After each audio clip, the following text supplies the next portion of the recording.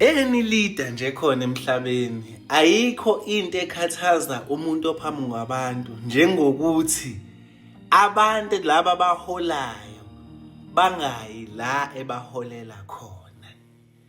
In this case siphethwe inkosi uNyazi. Inkosi uNyazi ikhathazeke kakhulu ngathi, kakhulukazi thina amaNazaretha. Anikaze na notice yini ukuthi uma iphethe inkonzo inkosi uNyazi isikhathi esiningi ijele ukusishala isihlabelelo lesi ngicathi isihlabelelo namba babo nje ngicathi u88 if I'm not mistaken esithi izanini yazizwe nonke siye kuphakamneni siyogcotshwa sanele ngamafutha omusa. Kodwa ihlala ibuzi siyoya yini na kweliphezulu.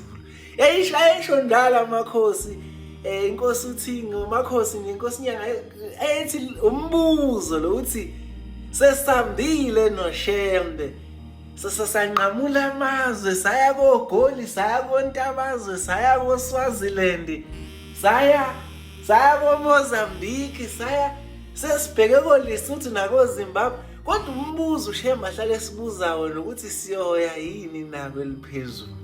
Ukhathazekile uShembe ngathi bafethu. Kodwa uthi izizwe zimenyiwe zonke. Kodwa umbuzo ashiyana uthi sesimenyiwe sibangaka ngabe siyoya yini na kweliphezulu. Hayi Nkosi usenikuzile. Izanele ezizweni